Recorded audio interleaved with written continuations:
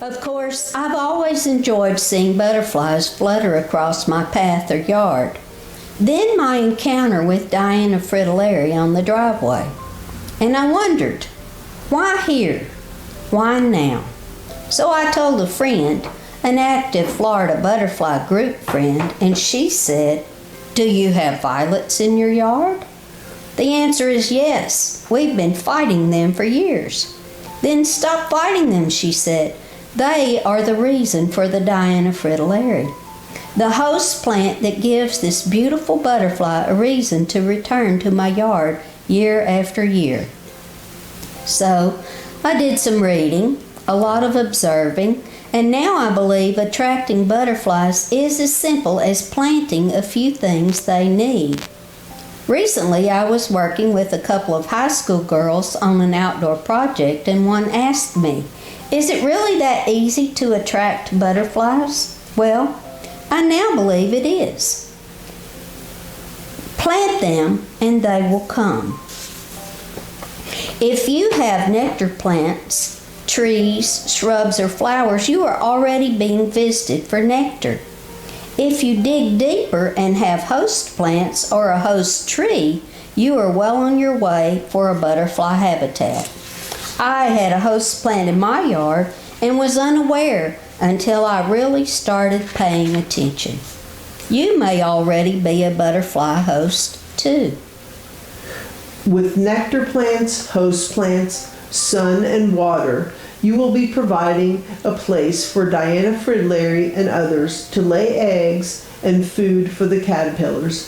Butterflies use smell and sight to find nectar and host plants. They are influenced by the nutritional needs of their offspring. They see bright colors with their complex multi-directional eyes. They can smell a pollinator plant for miles. After all, they smell with 6 legs and 2 antennae. Then, when they land with their feet, they'll help sense where their food is and if it is nutritious. Nerve cells all over their bodies receive chemical cues that help direct them to food and a place to lay their eggs. An important fact is that most butterflies and moths have several host plants, but the large, beautiful monarch's only host is milkweed. So milkweed is a must if you want to be visited by monarchs. If you only have room for a pollinator container, then go for it with bright colors and lots of blooms. If you need raised beds to improve soil and drainage, then that's the way to go. We will show you a free-form garden, several raised bed gardens, and a couple of butterfly gardens that we've already planted for existing spaces. Our hope is to inspire you to the fascinating world of butterfly watching. In planting for butterflies, we also help many other pollinators. We've put the plant names on some of the pictures for you, and at the end of the presentation, we will have a plant list for you from the gardens we will be showing you. Also, we will have a list of resources and a question and answer time. This picture here shows the planter boxes at Park Magnet School. They contain carrots, dill, and fennel. These plants are black swallowtail host plants. The next bed closer to us shows the passion vine, which is a nectar and a host plant for the Gulf fritillary. If you have a favorite butterfly that you would like to attract, look it up, see if it lives in our area, read about its host. When planting, try to extend the time that you will have blooms so early and late season visitors will have food. I've had bees on winter honeysuckle all the way until January. Native plants have evolved together with native species in our area, so you are spending wisely and helping the best way with native plants. The research shows how many more species visit native plants as opposed to imports and lawn grasses. Native grasses, like the little blue stem, the grama grasses, and sea oats, are host plants to a whole group of delightful skippers, butterflies. Dead leaves on the ground are host sites for some also beautiful hair streaks. So please leave the leaves. Wild clover are great early bloomers for pollinators, and having them in your yard can increase pollination in your vegetable garden. Have you ever had an odd cucumber? This is due to incomplete pollination. You can mow around these early flowers until other things come into bloom. Mary, my remarkable friend, planned, built, and maintained our committee's prize garden many years before she became a master gardener, before we came to help her. She led in transforming a former flood zone into a beautiful, much-used outdoor classroom, rain garden, and butterfly area at Park Magnet School. We like the shape of this garden. It's loosely a kidney bean shape. It's natural looking. It lends itself to lots of colors and plant varieties. It's much fun to maintain, dividing and multiplying species that we share with our other sites. This garden has a sweet spire hedge around one end, tall bee balms, black and blue sage, pineapple sage, yarrow, and a large ironweed, somewhat rare, that we have greatly enjoyed spreading around. It also has woodland aster, and not showing is lamb's ear and green-eyed flower. Here is our committee decorating the garden that's seen from the lunchroom hall during COVID. This is a picture of the park rain garden area before the rain garden was built. It was initially knee-deep in mud and water. This picture is a drawing that was made by the Stormwater Commission of Hot Springs City Hall of a proposed garden, and this was the initial garden that was built. This is the garden after 6 years in existence. This is a weather station that we built for the outdoor classroom. This bridge was built so water could run underneath it to a storm drain. And behind the bridge is a pergola with Adirondack chairs so that students could read outside. So, butterfly areas can be free-form like the park school garden. Another free-form garden that is quite lovely is the Xeriscape Hot Springs. This garden is over by the Greenway, just south of the new majestic ball fields. Go take a look. It's got a very interesting shape, lovely plants, and best of all, a devoted group that cares for it. Or you may build a rectangular garden like the next few examples. Main Street School Garden has an established garden, and master gardeners have been involved in this garden since 2010, when Sue Finley and Barbara Smith began working there. This garden is a large rectangle on one side, and on the other side there's a wide sidewalk and a square. Many days, both doors on the ends of the gardens are open, and students and teachers pass through this garden all day. When planting new gardens, look for mostly full sun, and in some spaces, partial sun is okay also. But with our hot Arkansas summers, some shade can be beneficial. At Main Street School, we added more pollinator plants, and we've also trimmed off the dead parts of our old dogwood tree. After many discussions, our group thinks that it may be time to call that old dogwood tree gone and put something new in its place. What to plant? Our group remains undecided, but we want to plant a new plant that will be visited by as many species as possible. Rectangular gardens are easy to plan. You can use 3-inch sticky notes, let them represent 3 feet square, and draw out a plan. We planned a rectangular garden for the Fordyce Bathhouse Garden. Another rectangular garden is Hesper Hortman's butterfly garden near her Soil Conservation Service office on Main Street. It has planter boxes, 2 by 4 feet, and 2 octagons, and 2 4 by 8 feet waiting to be filled. Hesper planned a butterfly garden for a daycare center. It's been a big hit, lots of interest. It's best to start small and expand if wanted. Always keep in mind the maintenance, the upkeep, and don't overplant. This can lead to neglect because it's too much to maintain.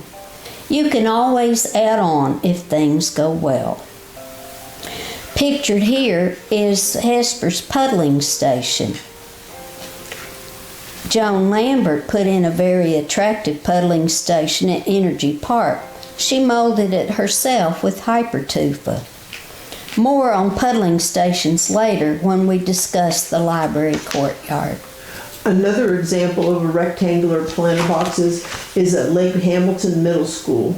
This school is mostly for 6th and 7th graders. There, the shop students from Lake Hamilton High School built 4 by 8 foot boxes. The middle school students, led by Mrs. Strong, obtained grant money from Texas A&M professor and to put in a butterfly garden at the school.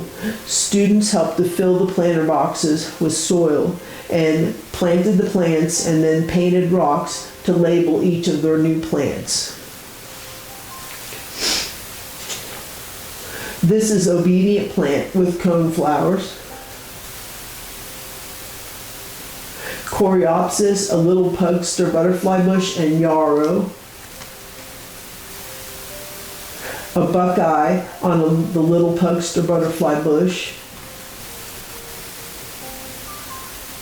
Obedient plant in the back box, and in the front box, black and blue salvia and ironweed. A sunflower, monarda, and cone flowers. 2 types of monarda or wild bergamot. A little small fringe tree and vitex tree. And here's the vitex tree in bloom.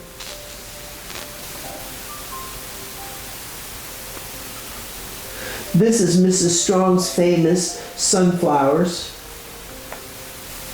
And here are the students. They counted the sunflowers, they cooked the sunflowers, ate the sunflowers, and also saved some to plant for next year. Wayne Lynch's drip line saved this garden this summer as the rain came to an abrupt halt in mid-June and the summer became very dry. You could see where the green of the drip lines were and all the brown of the dead grass. New native gardens need tending and watering until they become established.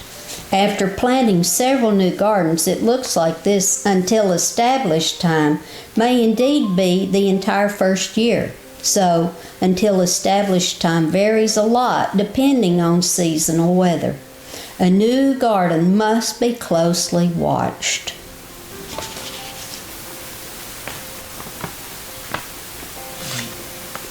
We offered Fountain Lake School District some of our leftover plants from our butterfly garden at Lake Hamilton, and it just happened that they had a large horseshoe-shaped retaining wall, which was their legacy garden that needed to be revamped.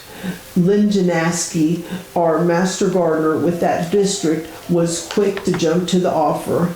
She spoke with Carol Mercer, the agriculture teacher, and he requested that we put in some plants in the school colors, which are yellow and purple. So we thought about which were some good plants in these colors.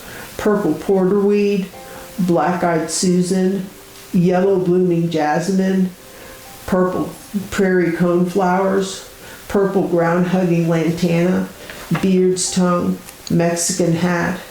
They already had purple crepe myrtles, so we began with a pruning demonstration on them. James Moore did a pruning demonstration for the students. Here's a student pruning a crepe myrtle with Ann Hires. We also met with the students and did a classroom lesson on native plants and landscape design. Post-it notes layout for squares or rectangles are easy. Kidney bean shapes are highly effective, but sometimes an opportunity comes up like Fountain Lake that we just had to take, and my advice on an already existing garden is to just get started with what's available at the box stores and local nurseries. When presented with an opportunity to plant an existing garden, do your homework. Arm yourself with plant lists and recommended species. Lay it out with taller species at the back or middle. Go shopping with your phone and hope for Wi-Fi to look things up. Is it native? How big does it get? What are its water requirements? When does it bloom and for how long? Plant size tends to dictate where it needs to be placed. But after many years of gardening, I've finally realized that plants can be dug up and moved. It's okay. And sometimes a new location can inspire something quite wonderful. It's too big for the spot? It's not getting enough sun or too much sun? Try moving it. Fitting a pollinator garden into an existing shape is trickier, more involved, but rewarding. This is a picture of the students and master gardeners adding soil and compost to the beds. This is our first planting day. This is our picture of our happy senior who's now gone to college to become an agriculture teacher. These are the plants with the legacy blocks. These are plants which are behind their large podium. And this is a view of the garden from the south end. We were asked to plan and plant the Garland County Library courtyard. On this project, it was requested that we include songbird interest, plus a seed-saving element. Paul, our library guy, suggested a seed saver area as the library has a seed catalog. When birds became part of the plan, a water feature needed to be added. Birds like shallow water, and moving water also attracts their attention. With water added, we planned a puddling station and mister to keep the sand damp. Hummingbirds like to play in the mist. In planning this garden, I had to enlist help with the planned drawing. I initially made a mistake that was quickly noticed upon the first big rain after we installed the rock border. Quick adjustments were made before planting day to correct the drainage that we blocked. Boy, it looked good. It just filled up like a bathtub, as Butch put it. Butch is the new facilities guy at the library and really great to work with. So, quick adjustments were made just before planting. Many thanks. Puddling stations are areas with wet sand and mud that hold minerals that butterflies and other insects instinctively seek to stay healthy. Sea salt and well-aged manure can be mixed in with the sand and mud to enhance your number of visitors. In the wild, creatures eat rotted fruit and dung and can be observed on muddy roadsides or in barnyards in the muck feeding. Nearby rocks give butterflies a place to sun and dry themselves. After observing this for almost a year, I'd say the wasp and dirt daubers enjoy this area more than any other species. Then we had 3 work days. First, to clear the grass. Second, to add the soil. And third day was plant day. Here's Kelsey, our library employee volunteer. The question of the day was, how many master gardeners does it take to get a toad out from under a parked car in the parking lot? The answer, at least 12. Now it's fun to work in the courtyard. There's always activity, buzzing bees, giant grasshoppers, and the biggest praying mantis I've ever seen.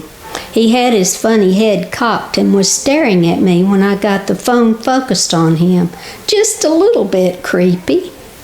Guess my favorite is the funny squeak of the hummingbirds fussing at you and hoping you're leaving their area. You've interrupted them again. In closing, we hope we have given you some ideas about planting for pollinators. I urge you to get involved in providing homes for lots of species. Observing them enriches our daily lives. Together, we can make a difference, beautify our surroundings, and contribute our little square of the big patchwork quilt. In the words of Doug Tallamy, noted biologist, imagine if all the back and front yards and even patio container plants across the country were seen as one magnificent patchwork quilt, a homegrown national park. Home gardeners would join forces to bring back a variety of native plants to protect and nurture struggling birds, bees, and other pollinators. Well, I'm all in, Doug Tallamy. I sure hope some of you listening this evening will join us.